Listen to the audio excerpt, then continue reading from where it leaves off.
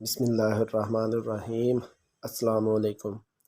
ڈگاؤ پہاڑ کی بلند ڈھلوانوں پر ایک ایسی آبشار ہے جو ایک ایسی لڑکی کی مانند دکھائی دیتی ہے جس نے لیٹ کر اپنے سفید بال پہاڑ کے اطراف میں پھیلا رکھے ہوں۔ وہاں کے لوگوں میں یہ سفید بالوں والی آبشار کے نام سے مشہور ہے۔ اس کے بارے میں ایک قصہ مشہور ہے۔ پہاڑ کی ڈھلوانوں پر پانی کا کوئی چشمہ نہ تھا۔ اس علاقے میں رہنے والے لوگوں کو پینے اور اپنے استعمال کے لیے بارش کے پانی پر انحصار کرنا پڑتا تھا۔ اگر بارش نہ ہوتی تو یہ بیچارے 2 میل دور ایک ندی سے پانی بھر کر لاتے۔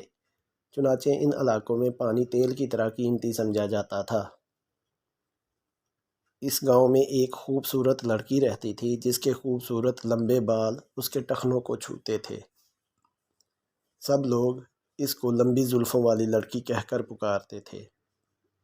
گھر میں اس کے علاوہ بیمار بوڑھی ماں تھی جو معذوری کے باعث سارا دن بستر پر لیٹی رہتی تھی۔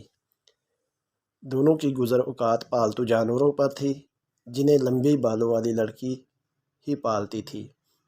ہر روز وہ صبح سے رات تک مصروف رہتی تھی۔ وہ میلوں کا سفر طے کرتی اور گھر کے استعمال کے لیے پانی لے کر آتی، جانوروں کے لیے خوراک تلاش کرتی۔ ایک روز وہ بانس کی بنی ہوئی ٹوکری میں جڑیں اکٹھی کر رہی تھی کہ اچانک اس نے ایک خوبصورت سرسبز پودا دیکھا جو چٹان کے ایک سوراخ میں اونچی جگہ پر اگا ہوا تھا۔ اس نے سوچا اس سے جانوروں کے لیے لذیذ خوراک بنے گی۔ اس پودے کو دونوں ہاتھوں سے کھینچا تو ایک سرخ جڑ والا پودا باہر آیا جو چائے کی پیالی جتنا بڑا تھا۔ جس سوراخ سے یہ پودا باہر نکلا وہاں سے صاف شفاف پانی کا ایک چشمہ پھوٹ پڑا، لیکن دوسرے ہی لمحے یہ پودا اس کے ہاتھ سے چھوٹ کر دوبارہ اسی جگہ چلا گیا۔ لمبی زلفوں والی لڑکی کو پیاس محسوس ہوئی۔ اس نے پودا دوبارہ باہر نکالا اور اس سوراخ پر منہ رکھ کر پانی پینے لگی۔ پانی ٹھنڈا اور میٹھا تھا اور کسی پھل کے رس کی طرح لذیذ تھا، لیکن جو ہی اس نے سوراخ سے منہ اٹھایا یہ پودا اس کے ہاتھ سے نکل کر دوبارہ وہیں لگ گیا۔ ابھی وہ دوبارہ اس کی طرف دیکھ ہی رہی تھی کہ ایک دم تیز ہوا چلنے لگی جس سے وہ غار کے اندر دھکیلی گئی۔ ایک بڑے پتھر پر غار کے اندر ایک آدمی بیٹھا تھا جو سر سے پاؤں تک زرد بالوں سے ڈھکا ہوا تھا۔ اس نے غصے سے لمبے بالوں والی لڑکی کو گھورا اور کہنے لگا، پھر تمہیں میرے پہاڑ کے راستے کا علم ہو ہی گیا۔ تم کسی اور کو اس کے بارے میں بتانے کی جرت کرو گی؟ اگر تم نے ایسا کیا تو لوگ یہاں سے پانی لینے آئیں گے جس سے یہاں کا سکون برباد ہو جائے گا اور میں تمہیں مار ڈالوں، اس لیے کہ میں اس پہاڑ کی روح ہوں۔ اور ہوا کے ایک اور تیز جھونکے نے اسے غار سے باہر پھینکا۔ گھر کی طرف واپس جاتے ہوئے لمبی زلفوں والی لڑکی بہت بے چین اور پریشان تھی۔ اس نے گاؤں میں کسی کو بھی، حتیٰ کہ اپنی ماں کو بھی یہ سب بتانے کی جرت نہ کی۔ ہر روز وہ خشک کھیتوں اور 2 میل دور سے پانی بھر کر لاتے ہوئے دیہاتیوں کو دیکھتی۔ وہ ان کو بتانا چاہتی تھی کہ ڈگاؤ پہاڑ پر چشمہ موجود ہے، لیکن پھر اسے جیسے ہی وحشی زرد بالوں والا آدمی نظر آتا تو وہ خوف زدہ ہو کر اس کے الفاظ حلق میں ہی گھٹ جاتے۔ وقت گزرنے کے ساتھ ساتھ وہ بہت بے چین ہوتی چلی گئی۔ نہ وہ سوتی اور نہ ہی کچھ کھاتی۔ آہستہ آہستہ اس کی آنکھوں کی چمک جاتی گئی۔ سیاہ اور چمک دار بال خشک اور مرجھائے ہوئے نظر آنے لگے۔ ایک دن اس کی ماں نے اس مسئلے کے بارے میں اسے جاننا چاہا، لیکن لمبے بالوں والی لڑکی نے سختی سے اپنا منہ بند کر دیا اور ایک لفظ بھی نہیں بولی۔ وقت گزرنے کے ساتھ ساتھ چند مہینوں میں ہی اس کے بال سفید ہوتے چلے گئے۔ وہ انہیں ویسا ہی ڈھیلا اور کھلا چھوڑ دیتی تھی۔ کتنی عجیب بات ہے کہ ایک نوجوان لڑکی کے بال برف کی طرح سفید ہو جائیں۔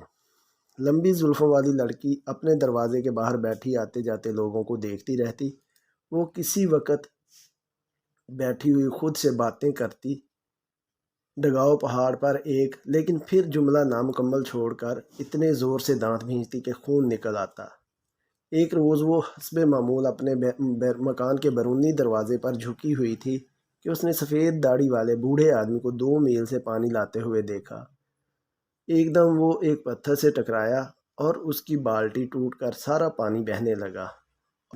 بوڑھے آدمی کی ٹانگ کے زخم سے خون بہنے لگا۔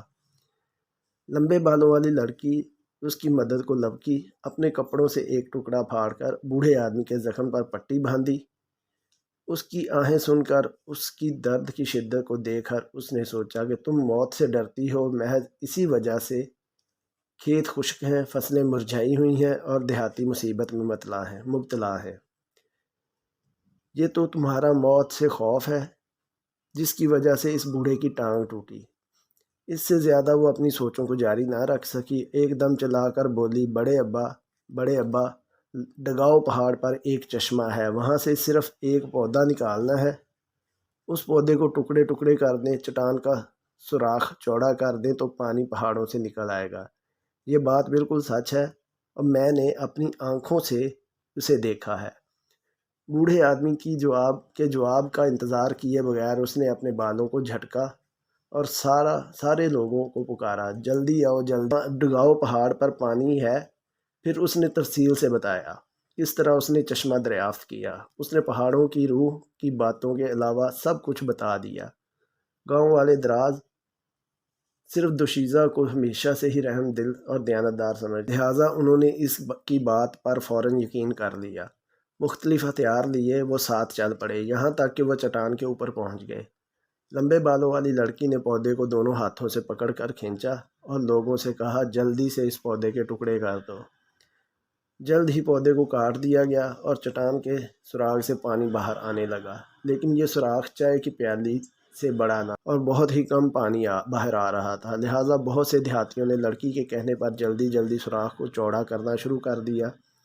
آہستہ آہستہ کافی بڑا دھانا بن گیا، پانی پہاڑ سے نیچے گرنے لگا اور دیہاتی لوگ خوشی سے ہنسنے اور کہکہے لگانے لگے۔ تیز ہوا کے جھونکے چلنے شروع ہو گئے اور لمبے بالوں والی لڑکی غائب ہو گئی۔ دیہاتی چشمے کو دیکھ کر اس قدر خوش تھے کہ انہیں کچھ دیر تو اندازہ ہی نہ ہوا کہ لمبے بالوں والی لڑکی وہاں موجود نہیں ہے۔ پھر اس کے بارے میں پوچھا تو کہا کہ شاید وہ اپنی ماں کو یہ خوشخبری دینے چلی گئی ہے، اور یوں سب لوگ خوشی خوشی پہاڑ سے واپس آ گئے۔ لیکن دراز بالوں والی دوشیزہ گھر واپس نہ آئی۔ وہ دوبارہ پہاڑ کی روح کے سامنے حاضر کی گئی، جس نے اس سے کہا کہ میں نے تمہیں لوگوں کو یہ راز بتانے سے منع کیا تھا، لیکن تم تمام لوگوں کو یہاں لے آئی، پھر پودے کو ٹکڑے ٹکڑے کر دیا اور اس کے بعد سوراخ بھی چوڑا کر دیا۔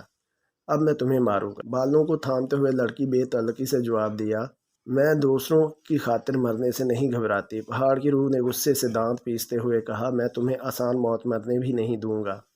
میں تمہیں چٹان کے اوپر لٹکاؤں گا تاکہ پانی تمہارے جسم کے اوپر سے بہتا رہے، اس طرح تمہاری اذیت اور تکلیف میں اضافہ ہو جائے گا۔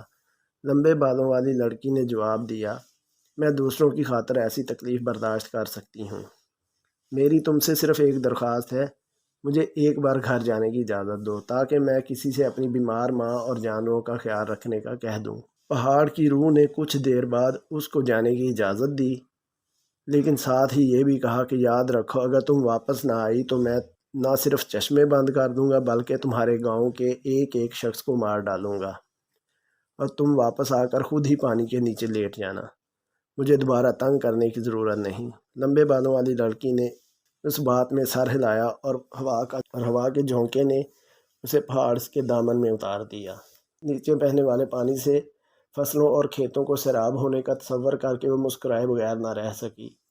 گھر پہنچ کر اسے اپنی ماں کو سچ سچ بتانے کی جرت نہیں ہو رہی تھی۔ اس نے کہا، ماں، ڈگاؤ پہاڑ پر پانی ہے، اب ہمارے گاؤں والوں کو زیادہ پریشان ہونے کی ضرورت نہیں۔ اس نے اپنی بات جاری رکھتے ہوئے کہا، ماں، دوسرے گاؤں کی لڑکیوں نے مجھے چند روز اپنے پاس آنے کی دعوت دی ہے، میں دوسرے گھر میں کہہ دیتی ہوں کہ میری واپسی تک وہ تمہارا اور جانوروں کا خیال رکھیں گے۔ اس کی ماں نے مسکرا کر اسے جانے کی اجازت دی۔ سارا بندوبست کر کے وہ واپس ماں کے پاس آئی اور کہنے لگی، ممکن ہے کہ میں 10 دن تک باہر رہوں۔ یہ کہہ کر اس کی آنکھوں میں آنسو گرنے لگے۔ اب تم جاؤ اور مزے سے رہنا، اس کی ماں نے کہا، ساتھ والے میری دیکھ بھال اچھے سے کر دیں گے۔ لمبی زلفوں والی لڑکی نے اپنی ماں کے چہرے کو سہلایا اور آنسو اس کی آنکھوں سے گرتے رہے۔ پھر وہ جانوروں کے باڑے میں گئی، چھوٹے جانوروں کے سروں اور دم پر ہاتھ پھیرتی رہی اور لگاتار اس کے آنسو گرتے رہے۔ اپنے گھر کے دروازے پر رک کر اس نے کہا، لو ماں، اب میں جاتی ہوں۔ ماں کی طرف سے کوئی جواب سنے بغیر وہ لمبے بالوں والی لڑکی ڈگاؤ پہاڑ کی طرف بھاگ نکلی۔ راستے میں ایک بہت بڑا برگد کا درخت تھا۔ لمبے بالوں والی لڑکی، میرے برگد کے درخت، اب تمہارے سائے میں نہیں بیٹھ سکوں گی۔ اچانک برگد کے پیچھے سے ایک بوڑھا آدمی نمودار ہوا جس کے بال اور داڑھی سفید رنگ کی تھی۔ وہ سفید کپڑوں میں ملبوس تھا۔ اس نے پوچھا، اے لڑکی، کہاں جا رہی ہو؟ لمبے بالوں والی لڑکی نے کچھ کہے بغیر اپنا سر جھکا لیا۔ بوڑھا آدمی بولا، مجھے معلوم ہے میں تمہیں بچانا چاہتا ہوں اور اسی لیے میں نے تمہارے جیسا ایک مجسمہ تراشا ہے۔ تم اس درخت کے نیچے آ کر اسے دیکھ لو۔ اس نے مجسمہ دیکھا تو بالکل ایسا ہی تھا۔ اس کے سر پر بال نہ تھے۔ اس نے خوش ہو کر اسے دیکھا اور اس آدمی نے کہا کہ پہاڑ کی روح چاہتی ہے کہ تم پانی کے نیچے لیٹ جاؤ۔ یہ تکلیف تمہارے برداشت سے زیادہ ہے۔ میں اس مجسمے کو تمہاری جگہ لٹکا دوں گا، لیکن تمہارے بال اسے لگانا ہوں گے، لیکن اس سے تمہیں بہت تکلیف ہوگی، لیکن اس طرح پہاڑ کی روح کو کوئی شبہ نہ ہوگا۔ لڑکی کے جواب کا انتظار کیے بغیر بوڑھے آدمی نے اس کے بال اکھاڑے اور مجسمے کے سر میں لگا دیے، اور ان بالوں نے جلد ہی جڑیں پکڑ دیں۔ تب لمبے بالوں والی لڑکی کا سر بالوں کے بغیر تھا، لیکن مجسمے کے بال لمبے اور سفید تھے۔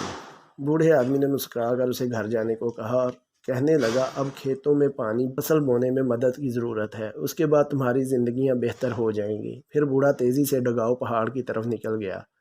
اس نے اس مجسمے کو چٹان کے اوپر لٹکا دیا اور پانی کو اس کے اوپر گرنے دیا، اور اس کے لمبے بال چٹان کے سامنے بہتے رہے۔ لمبے بالوں والی لڑکی برگد کے بڑے درخت کے نیچے جھکی بیٹھی تھی۔ اچانک اس کے سر میں درد شروع ہو گیا۔ اس نے اپنا ہاتھ سر کو لگا کر دیکھا تو معلوم ہوا کہ اس پر بال پھر سے اگ رہے ہیں، اور یہ بال اتنے بڑھ گئے ہیں کہ اس کے پاؤں تک آ گئے ہیں۔ جب اس نے غور کیا تو یہ پہلے جیسے سیاہ تھے۔ بہت دیر تک درخت کے نیچے بیٹھ کر بوڑھے کا انتظار کیا، لیکن وہ نہیں لوٹا۔ اچانک ایک ہلکی ہوا نے درخت کے پتوں کو ہلانا شروع کر دیا، اور اس نے ایک آواز سنی، دراز زلفوں حسینہ، پہاڑوں کی روح دھوکہ کھا چکی ہے، اب تم گھر جاؤ۔ لمبے بالوں والی لڑکی نے ڈگاؤ پہاڑ پر سفید بالوں والی آبشار دیکھی، پھر سبز لہراتے کھیتوں کو دیکھا، ہرے بھرے برگد پر نظر ڈالی اور اپنے لمبے بالوں کو ہلاتی اپنے گھر کی طرف چل پڑی۔ پیارے دوستو، کہانی اچھی لگے تو لائک کریں، چینل کو سبسکرائب کریں، اور مزید اسی طرح کے قصے کہانیاں دیکھنے کے لیے دیکھتے رہیں اردو کہانی۔ شکریہ۔